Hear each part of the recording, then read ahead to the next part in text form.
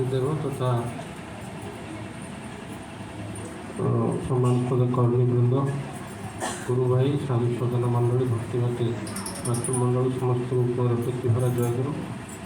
ଆଜିର ସତ୍ସଙ୍ଗର ଉଦ୍ଦେଶ୍ୟ ବିଷୟରେ ଆପଣ ଜାଣି ରଖିଲେ ଯେ ଆମର ଭାଗୀରଥୀ ଭାଇଙ୍କର ପୌତ୍ର ଦ୍ୱିତୀୟ ପୌତ୍ରର ବହି ନିଷ୍କରଣ ଦିବସ ବା ନାମକରଣ ଉପଲକ୍ଷେ ସତ୍ସଙ୍ଗ ଅନୁଷ୍ଠିତ ହେଉଛି। ସର୍ବପ୍ରଥମେ ସେ ନବଜାତକର ସେହି ଶାନ୍ତି ସୃଷ୍ଟି ସୁଦୀର୍ଘ ନିରାମୟ ଜୀବନ ପ୍ରାର୍ଥନା କରେ। ତା ସହିତ ପରିବାର ଉପସ୍ଥିତ ସମସ୍ତଙ୍କର ସର୍ବିକ ମଙ୍ଗଳ ପ୍ରଭୁଙ୍କ ପାଖରେ ପ୍ରାର୍ଥନା କରିଛି। ଯେ କହୁଥିଲେ ସବୁ କଥା ମାନେ ପୁଙ୍ଖାନୁପୁଙ୍ଖ ଭାବେ ଆଲୋଚନା ହୋଇଯାଇଛି। ତେବେ ଜନ୍ମ ଦେବାଟା ଯେତିକି ସହଜ, କିନ୍ତୁ ଲାଳନ ପାଳନ କରି ପିଲାକୁ ମଣିଷ କରିବା ତା ପାଇଁ ବହୁତ କଷ୍ଟ, ଯେଉଁଟା ବାଣୀ ଅଛି ଠାକୁରଙ୍କର। ତ ସେଇଭଳି କଥା ଆମ ବାପା ମା' ହେଉଛନ୍ତି ପ୍ରଥମ ଶିକ୍ଷକ ପିଲାର। ବାପା ମା' ସବୁବେଳେ ପିଲାକୁ ତା ଆଗରେ ଏମିତି କିଛି ତୋଳି ଧରିବେନି ଯେଉଁଟା ତାକୁ ନଖକୁ ନେଇଯିବ। ଠାକୁରଙ୍କର କହିବା ଅଛି ବହୁତ। ସେ ଅବିନ୍ଦା ଯେତେବେଳେ ଛୋଟ ହେଇଥାନ୍ତି, କିନ୍ତୁ ଦଣ୍ଡ ଧରିକିରି ଆମେ ଦେଖିଛୁ ଅତି ଛୋଟ ହେଇଥାନ୍ତି, ଏ ପ୍ରାର୍ଥନାକୁ ଆସନ୍ତି। ପ୍ରାର୍ଥନା କଲେ ସୁନ୍ଦର ତ ଅଭିନାଶ ବହୁତ ସୁନ୍ଦର ଦେଖେ। ତା ପଛରେ ପୂଜ୍ୟପାଦ ଦାଦା ବି ଯାଉଥାନ୍ତି, ସେ ଆଗେ ଆଗେ ଯାଉଥାନ୍ତି। ଯେ ଛୋଟ ଛୋଟ ପିଲା ତାଙ୍କ ହାତ ମାରିଦିଅନ୍ତି, ସେ ବିଗିଡ଼ି ଯାଆନ୍ତି। ସେ ସବୁ ପିଲା ଫଲୋ, ଦାଦା ଯଦି ବହୁ ଲୋକ ଫଲୋ କରୁଛନ୍ତି ତାଙ୍କୁ। ପ୍ରାର୍ଥନା ଯେତେବେଳେ ଯାଆନ୍ତି, ସାଇଡ଼ରେ ପିଲା ଠିଆ ହେଇଥାନ୍ତି, ଲୋକ ଠିଆ ହେଇଥାନ୍ତି। ତ ସେ କହିଲେ, ସେ ଅବିନ୍ଦା କହୁଛନ୍ତି ଯେ ଛୋଟଟେ ତ ପୁରା ଅଳ୍ପ ବୟସ, কিন্তু দাদু পুরা সব খারাপ, আমাকে সবসময় ই করছে, মানে হাত মারছে, এই মারছে, এরকম করছে। দাদা বলছে না না, কেউ খারাপ নেই, সবাই ভালো, কাকে খারাপ ভাবি না, সবাই ভালো।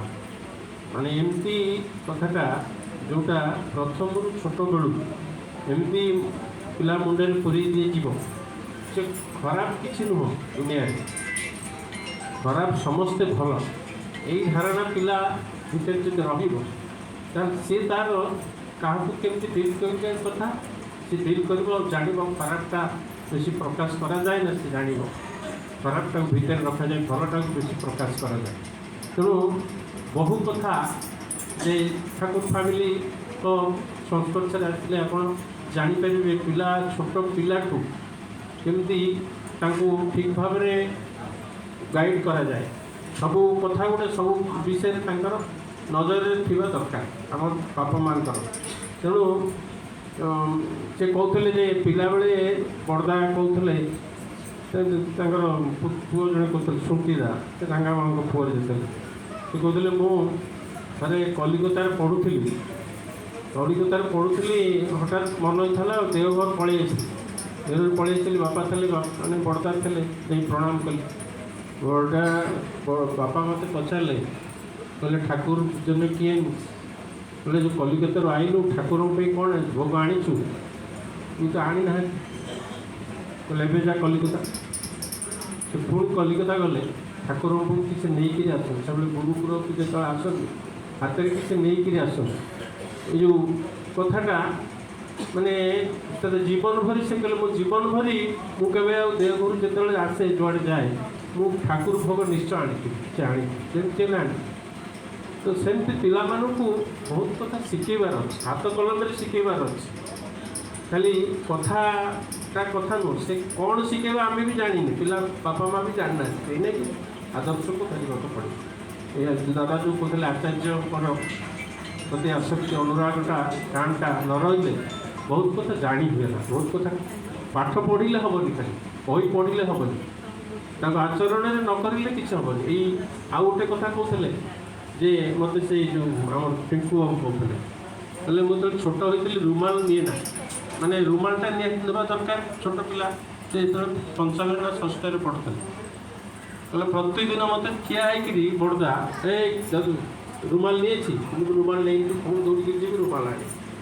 एमती किसी दिन अभ्यास पर रुमालटा एमती जन होगा अभ्यास से रुमालटा ही मत बहुत विपद रक्षा कहते गोटे कथा तो सेमती बहुत छोट छोट कथा आमको माने हाथ कलम से शिखे था शिखा पड़ो आ जिनसा ही आम जीवन सब आम जदि किसी आम मंडित हवा से दुनिया में आम किसी उपरोपण पाइबा भी कि आम किसी गौरवान्वित हवा ता मूल जाऊँगी से आदर्श अनुराग आदर्श के प्रति अनुराग प्रति करवा आम आज पिला ठाकुर प्रति दौने ठाकुर आड़ को ठेलुनि आम जो दादा कहते जे दादा जो पूजपा दादा से बंची बंचुले से कहते गोटे कथा समझ पिला क्यारियर नहीं व्यस्त किए केते पढ़ो किए केते भल चाकरी कर किए केते दरमा पाइब यही कथा नहीं समस्ते व्यस्त कि पिलार चरित्रटा के सुधर पिलाटा के भल चरित्रवान हम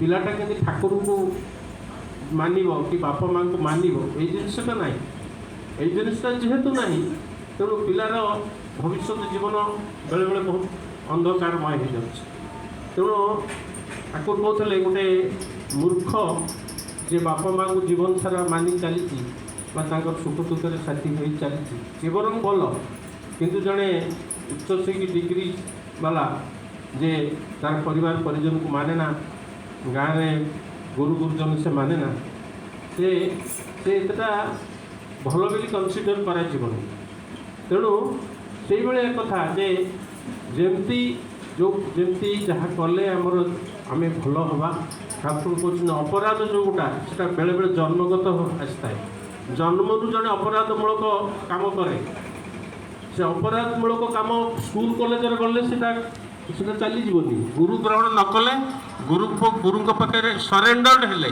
आमर जो खराब गुण गोटा अच्छी सब भितर समस्त अच्छे प्रभुति आम जन्मगत जिनस सहित नहीं आसे से जिनसा कि कंट्रोल हेनी जिते पाठ पढ़ु आप जिते स्कूल कॉलेज जातु जिते डिग्री डिप्लोमा करूँ कि गुरु पाखे आसी आचार्य पाखे अनुसरण शरण नने सेगुड़ा कि कंट्रोल हेनी तादर हाथ भी पड़ो जय गुरु।